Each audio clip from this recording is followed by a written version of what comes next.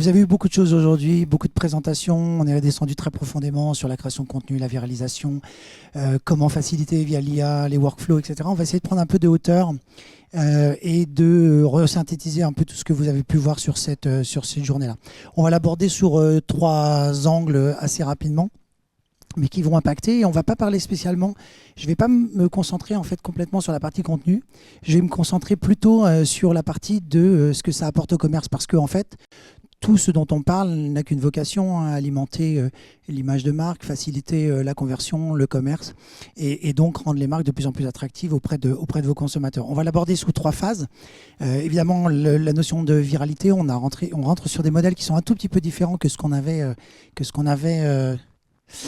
précédemment. Le deuxième, on va parler évidemment de ce qu'on appelle les impératifs, de prendre en considération les réseaux sociaux comme peut-être les nouvelles marketplaces maintenant du futur. On a une évolution complète de ce qu'on avait en omnicanalité. Vous connaissiez votre magasin physique pour ceux qui en avaient.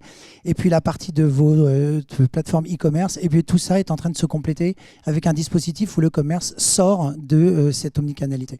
On parlera de GEO et SEO, c'est-à-dire on va parler de search directement. Ce que l'on voit évoluer sur les réseaux sociaux, c'est plusieurs choses. Déjà, on était dans une notion de volumétrie, on était dans une notion où effectivement on cherchait absolument le clic, le point de contact, etc. Ce qui est en train de basculer sur les réseaux sociaux, c'est la notion effectivement de communauté. C'est-à-dire d'arriver à engager non pas à un moment donné, sur un moment de l'année, vos consommateurs ou vos clients, mais arriver à fédérer autour de votre marque des communautés qui sont déjà référencées chez vous, claires, identifiées et qui vous permettent d'entretenir cette notion conversationnelle en permanent. On voit qu'on a des notions aussi d'arrivée de l'IA qui devient un des outils qui va changer le prisme de la façon d'animer les réseaux sociaux. Et tous ces éléments-là sont en train de faire évoluer la façon dont demain vous allez vous connecter, vous allez connecter vos marques directement avec les consommateurs. Je ne vais pas tous les énumérer, on va revenir sur ces notions-là, évidemment plus de qualité, moins de quantité, puisqu'on est arrivé dans une ère où maintenant on est full quantité au détriment un peu de la qualité, c'est ce qu'on commence à voir, hein. Il y a cet afflux massif, puisque tout le monde peut le faire, eh bien, autant le faire en quantité, et puis puisque les gens qui ne pouvaient pas le faire avant le font maintenant, eh bien, ça alimente effectivement les réseaux sociaux, ça inonde les réseaux sociaux d'un certain nombre de contenus qui ne sont pas toujours de valeur ajoutée. On a pris un exemple là sur Nike. Il faut garder quand même à l'esprit stratégiquement que ce que vous le faites dans des objectifs précis. Est-ce que vous voulez renforcer l'image de la marque? Est-ce que vous voulez obtenir de la conversion? Est-ce que vous voulez rendre communautaire un ensemble de clients ou une typologie de clients que vous avez identifié? Et je reviendrai sur la notion de client parce que je pense que ce que vous connaissez des personas est en train d'évoluer vers quelque chose de beaucoup plus hyper spécialisé. On est dans la phase de la spécialisation, donc c'est-à-dire de l'hyper-personnalisation. Là, on a pris Nike directement et vous voyez tout le dispositif que Nike utilise directement pour, suivant ces sujets, suivant les plateformes, avoir effectivement des objectifs qui sont stratégiques sur chacune des communications qu'ils peuvent effectuer. Donc vous allez retrouver évidemment des shorts, vous allez retrouver des contenus animés, live, vous allez retrouver des contenus qui sont des contenus shoppable, c'est-à-dire sur lesquels vous avez la capacité d'acheter. Et tout ça nourrit un dispositif complet de marque sur lequel les objectifs sont différents. Pourquoi tout ça et quels sont les grands changements? Les grands changements qu'on commence à avoir, c'est que les algorithmes changeaient déjà de manière assez régulière et ils sont en train de donner la part belle à un certain nombre de critères. Le premier, c'est qu'ils veulent des contenus de plus en plus personnalisés, de plus en plus cohérents. Vous voyez les feeds que vous pouvez retrouver sur les réseaux sociaux. Les feeds sont de plus en plus personnalisables. Vous pouvez recréer des atmosphères de marque qu'on ne pouvait pas avant, où on postait quasiment des vidéos, des contenus très unitaires qui créent un patchwork plus ou moins dégradé. Et on obtient quelque chose maintenant avec les systèmes de personnalisation d'avoir des contenus de plus en plus homogènes qui redéfinissent bien l'ensemble culturel, l'ADN de la marque. Donc ça, c'est des éléments qui sont repris en compte par les algorithmes des réseaux sociaux. On retrouve effectivement cette notion de validation de qualité. C'est une fois que vous avez créé comment vit votre contenu. Est-ce qu'il est viralisé? Est-ce qu'il est partagé? Est-ce qu'il est liké? Est-ce qu'il y a des notions effectivement sur lesquelles les gens vont se l'approprier pour recréer derrière des éléments autour de la marque? Tous ces éléments-là sont valorisés maintenant par les algorithmes. Donc c'est un vrai changement, un vrai prisme qui est en train de s'opérer sur la façon dont vous allez devoir vous produire en fonction de cette nouvelle réalité. On a sur effectivement ces sujets-là aussi une notion de qu'est-ce que ça implique pour les marques. comment ça se traduit directement pour les marques. Donc effectivement, ça veut dire que vous devez avoir une vision beaucoup plus macro de la vision, c'est-à-dire de votre vision stratégique, comprendre effectivement comment vous voulez vous positionner, comment l'image peut se renforcer et de la façon dont vous allez produire. Et on l'a dit tout à l'heure, moins de qualité, lapsus non révélateur, plus de qualité et moins de quantité, parce qu'effectivement, ça implique que vous ayez une DA structurée, que vous ayez une structure effectivement stratégique sur l'ensemble de vos contenus qui vous permettent effectivement de mieux coller à ces nouveaux algorithmes. Ce qui est bien, c'est que les marques, elles ont besoin de faire de la rétention et elles ont besoin de capter ce que vous êtes en capacité de pousser. Donc, elles font quoi? Elles mettent tout simplement des agents IA ou un modèle d'IA à l'intérieur même, vous en avez un notamment avec Symfony, à l'intérieur même de leur plateforme pour vous permettre de faciliter la création, donc d'obtenir de plus en plus de volume et de faire de la rétention aussi bien pour les marques en termes de facilité de création, mais aussi effectivement d'attirer de plus en plus sur les réseaux sociaux de communauté. On vous les a mises là parce qu'effectivement, tout le monde, on en a parlé tout à l'heure, c'est la course à l'armement, Emmanuel en a parlé, Emmanuel Vivier en a parlé tout à l'heure. Tout le monde essaye de générer la capacité, aider les marques à faire de plus en plus vite. Et ben, c'est le cas pour ces plateformes qui ont des enjeux évidemment financiers qui sont assez majeurs. Juste un exemple de Symfony, comment ça fonctionne. Voilà, directement, il m'aide à créer un certain nombre de contenus. Alors, il y a deux possibilités. Soit je le fais from scratch en disant je ne sais pas ce que je veux, j'ai une petite idée, crée-moi des contenus. Soit je vais l'alimenter, je vais lui donner quelques éléments, quelques assets, il va les prendre en considération et il va me faire toute une création de contenu qui est complètement adaptée à la plateforme, en l'occurrence là sur TikTok. Donc, on voit cette facilité, cette chaîne qui se facilite sur la façon pour vous de pouvoir, et pour les marques, de pouvoir créer du contenu. Je ne vous dis pas que c'est toujours très qualitatif, ça reste quand même, je pense, pour plutôt des influenceurs, des utilisateurs un peu unitaires. Là, on est, je pense, sur les marques, sur des choses qui seront un peu plus complexes en termes de workflow, on en a parlé tout à l'heure. Toutes ces chaînes de construction qui vous permettent, depuis une idée, d'arriver quasiment à de la post-prod complète sur l'intégralité de vos contenus. Il y a des ratages de temps en temps, je crois qu'on l'a évoqué tout à l'heure, c'est une plateforme qui se veut créatrice de contenu et qui devient un réseau social. Pas de bonne qualité pour le coup, c'est Sora qui a complètement ouvert en fait, et qui n'a plus de copywriting quasiment, qui a complètement ouvert la plateforme à créer toutes sortes de contenus, y compris des contenus deepfake, y compris des contenus de mauvaise qualité, mais qui devient un réseau social un peu où on déverse tout ce qu'on a envie de créer. Donc on a aussi des petits ratages de temps en temps où quand la solution n'arrive pas au niveau des autres, eh bien une petite bifurcation et on devient un réseau social un peu poubelle. C'est ce qui est en train d'arriver par exemple sur Sora. Et je vous parlerai de ce que j'appelle maintenant les réseaux poubelles ou les contenus poubelles parce que c'est un vrai sujet qui va vous concerner, comment sortir du lot par rapport à tout ce qui peut être alimenté. Et on y est. On est déjà à ça, c'est-à-dire qu'on a été très vite. On a été très vite, c'est-à-dire qu'on a eu la capacité de vite créer du contenu, donc tout le monde s'est amusé à en faire, très vite, pas toujours qualitativement, et on commence à voir dans les premières études que les consommateurs commencent à mettre un peu le frein. Un peu le frein parce qu'ils se disent, bah c'est quoi la différence? Qu'est-ce qui est créé, qui a été pensé un peu par l'humain, qui a été quand même réfléchi, travaillé avec des équipes, ou qu'est-ce qui a été créé comme ça, from scratch, à peu de valeur ajoutée. Donc on commence à voir, effectivement, on a cette notion de saturation des réseaux sociaux, saturation du téléphone, qui devient aussi la saturation des contenus. Trop créé, pas de bonne qualité, égale à un moment de défiance de la part des consommateurs. Et il y a des marques qui ont subi comme ça, on en a parlé, on a eu un bad buzz tout à l'heure avec Vogue par exemple, qui a créé une campagne, qui l'a publiée en décalé. La campagne n'était pas qualitative et on s'est rendu compte que effectivement l'effet était inverse complètement à ce qui était objectivement posé, et les objectifs qui étaient initiaux. Vous allez avoir cette notion-là, c'est aujourd'hui comment vous arrivez à intégrer ces processus dans vos créations de contenu, tout en gardant l'authenticité de la marque, l'ADN de la marque, ce qui fait que la marque est singulière par rapport à ce qu'elle était déjà avant qu'on ait cette arrivée massive d'auto-création de contenu, de facilitation de contenu. Donc ça, c'est des enjeux pour vous, marques, qui sont très importants.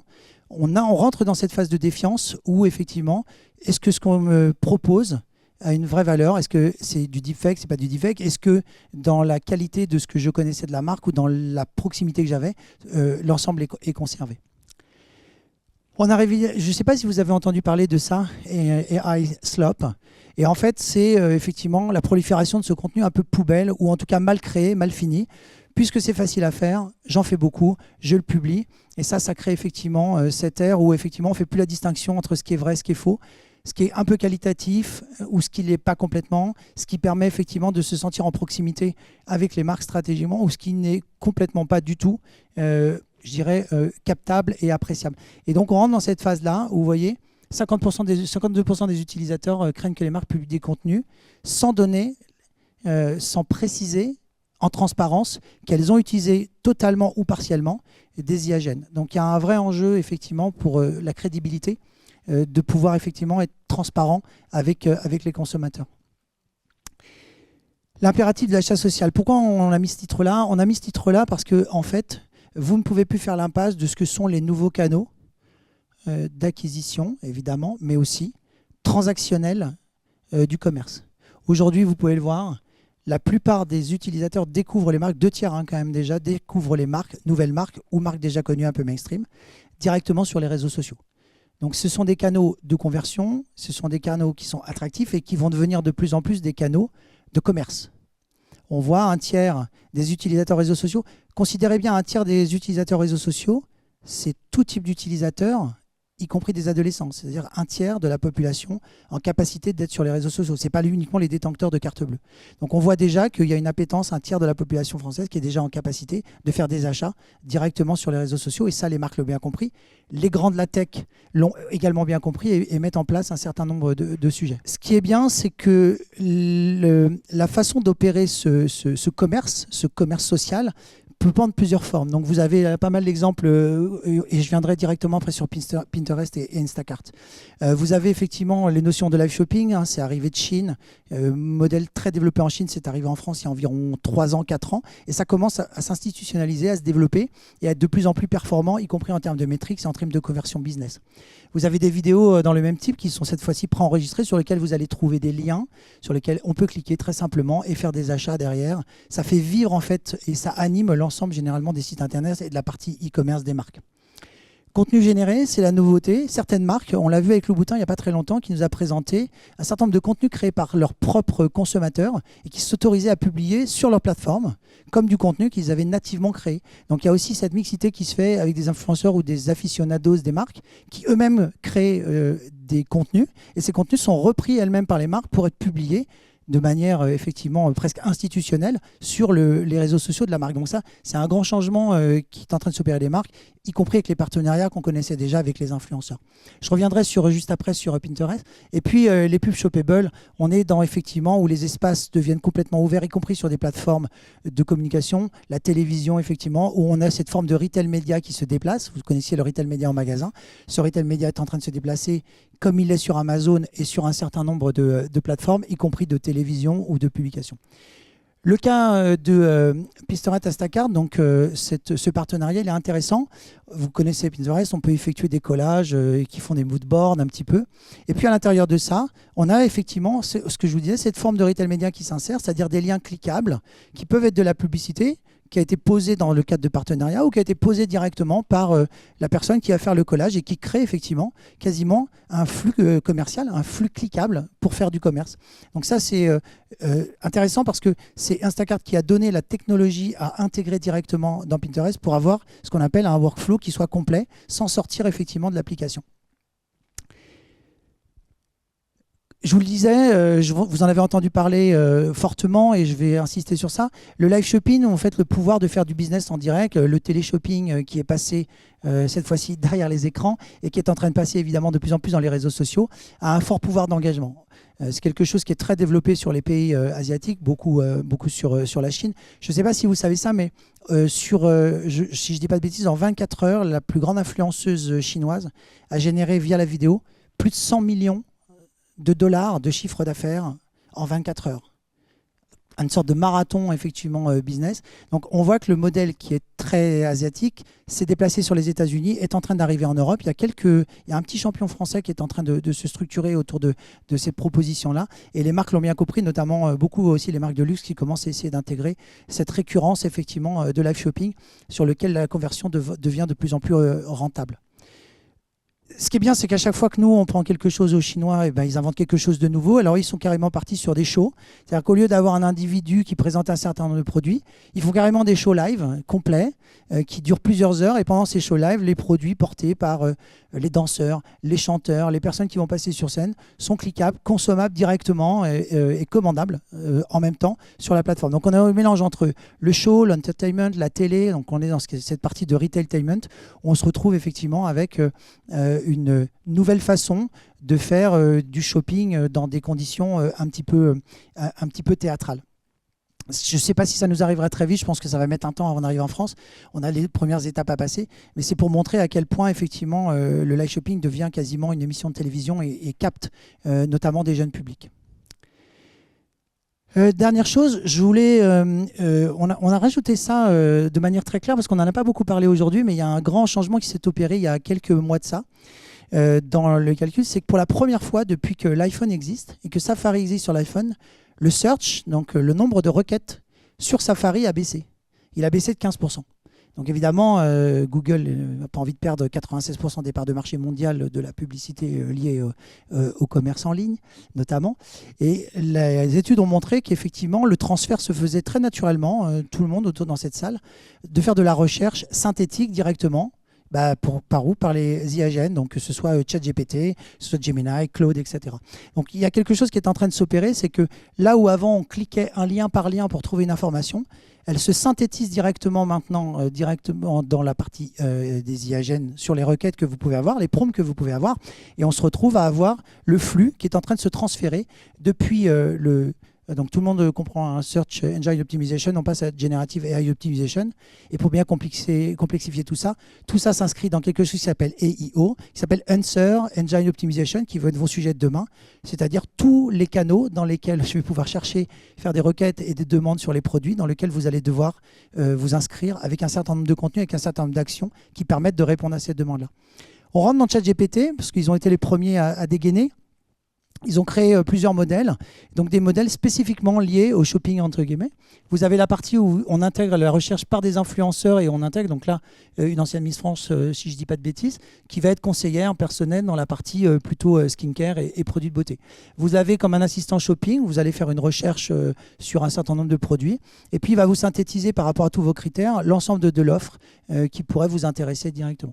Et on a après cette notion-là où les marques l'ont bien compris, puisque le search est en train de se dévier du modèle classique de Google vers d'autres, c'est comment je rends l'expérience fluide, très facile d'utilisation. C'est l'intégration en fait d'avoir des instant checkout à l'intérieur même des IAGN, sans sortir donc d'OpenAI, de ChatGPT ou de d'autres applications, pour aller jusqu'au bout de la transaction. Donc ça, c'est les changements qui sont en train de s'opérer.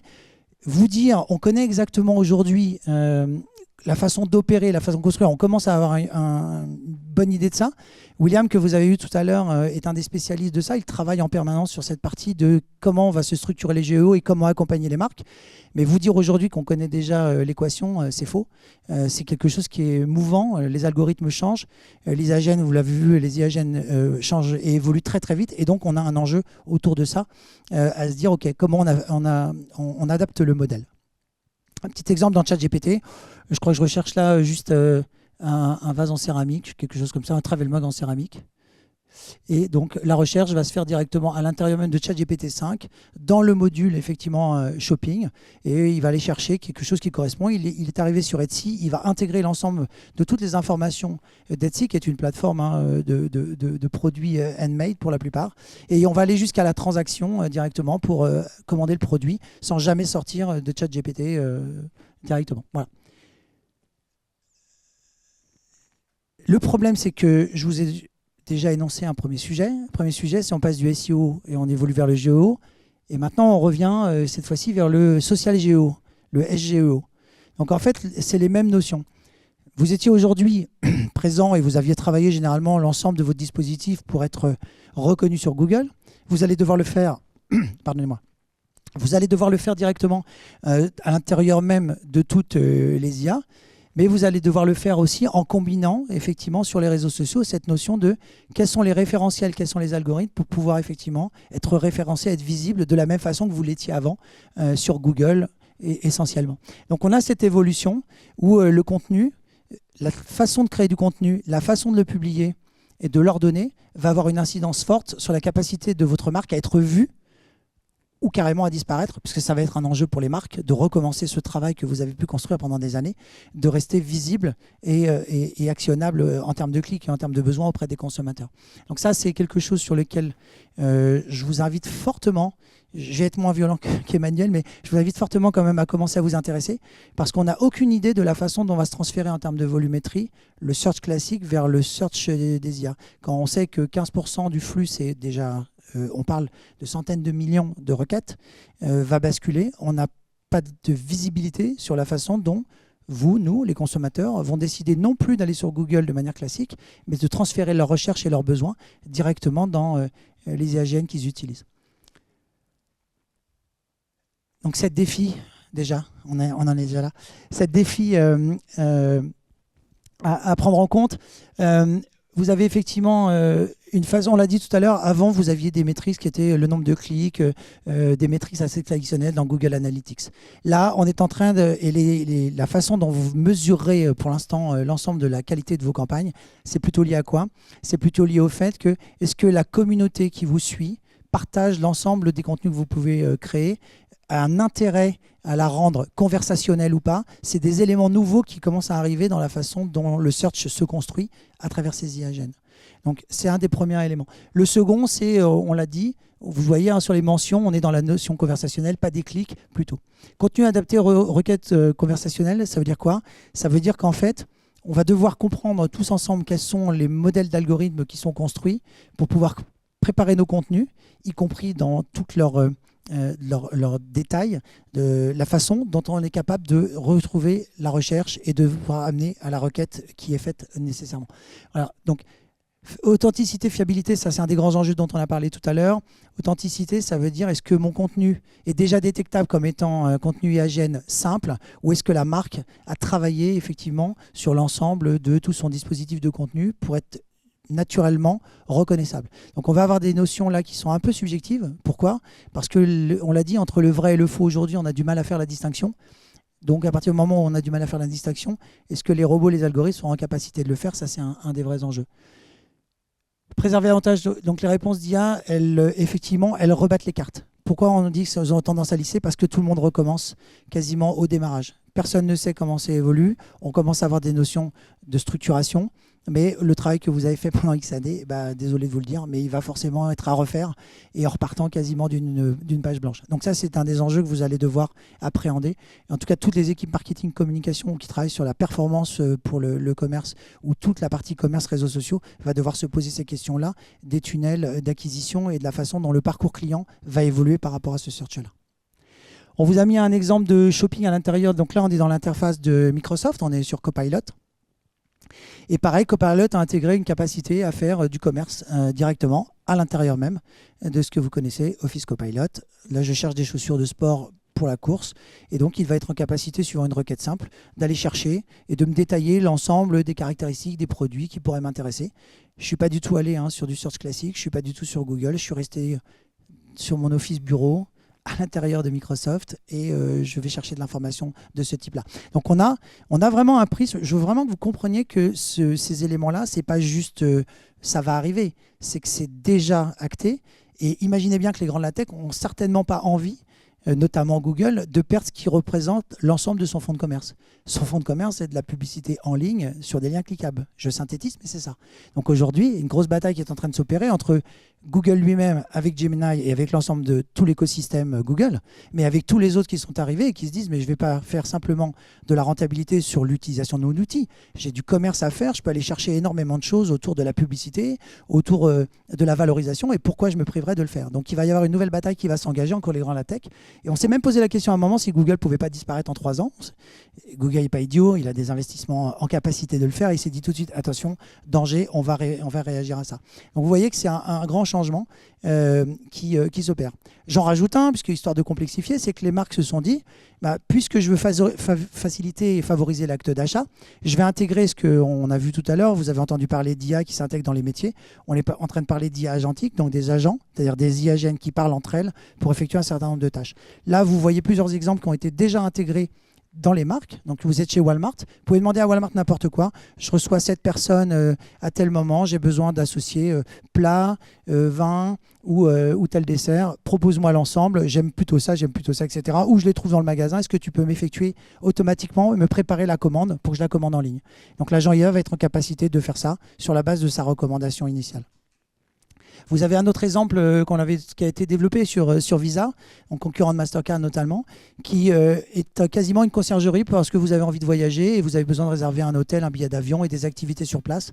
Et bien, vous faites la requête directement dans ce bot agentique de Visa et il va vous faire un certain nombre de sélections. Quand vous cliquez dessus, il s'occupe de l'ensemble de la transaction, c'est-à-dire qu'il va réserver l'hôtel, il va réserver le billet d'avion, il va envoyer dans votre agenda l'ensemble de tout ce qui a été fait, il va vous envoyer des confirmations d'achat et il va devenir votre agent de voyage quasiment en quelques clics.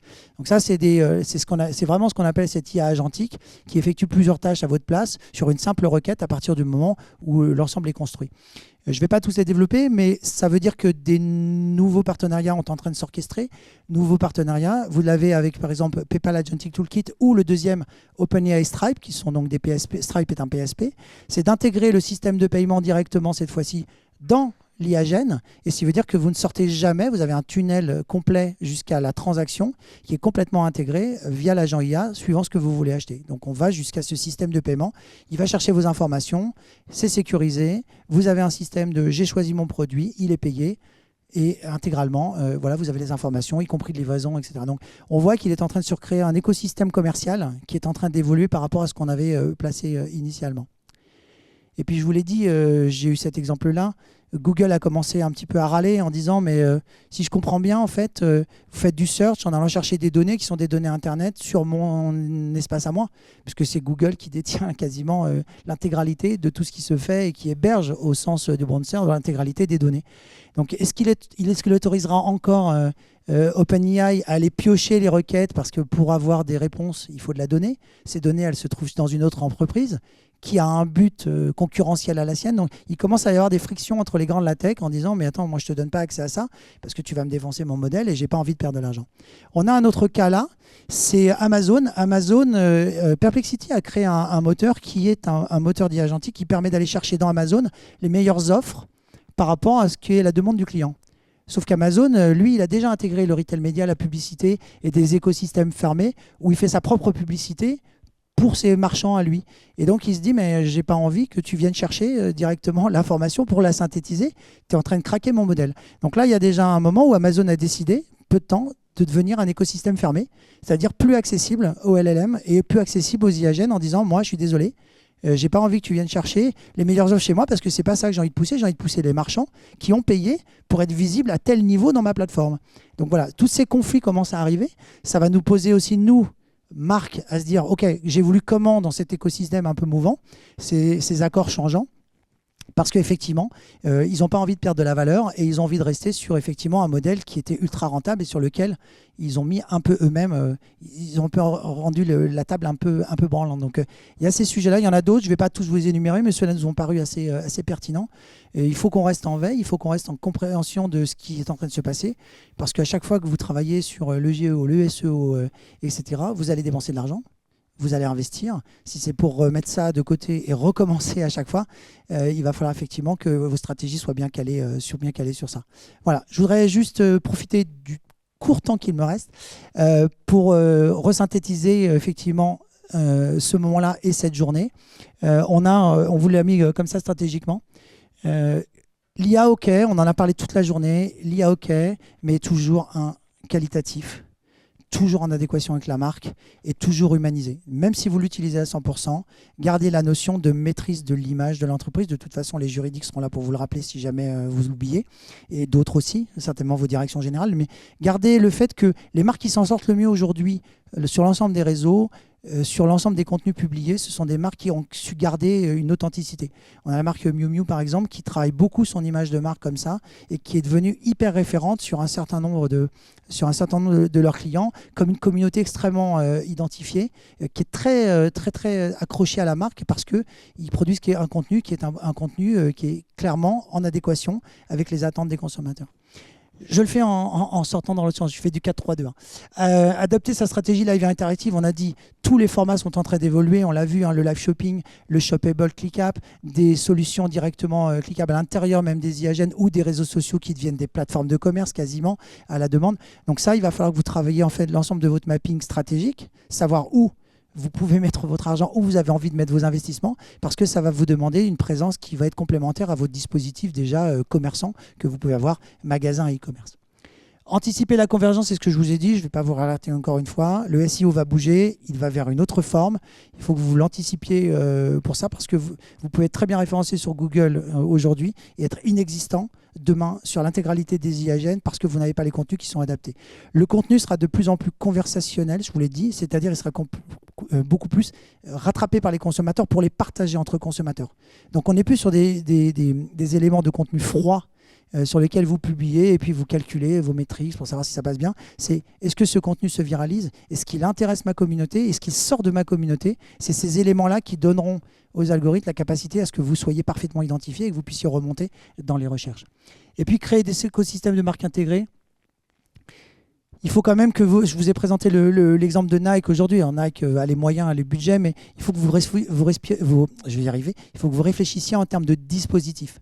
C'est-à-dire que vous ne pouvez pas vous contenter de dire sur Instagram, j'utilise que ça en monocanal, etc. Vous avez besoin, à un moment donné, de reposer effectivement l'ensemble de votre stratégie en fonction de tous les objectifs et de l'adapter au fur et à mesure avec des moyens investis.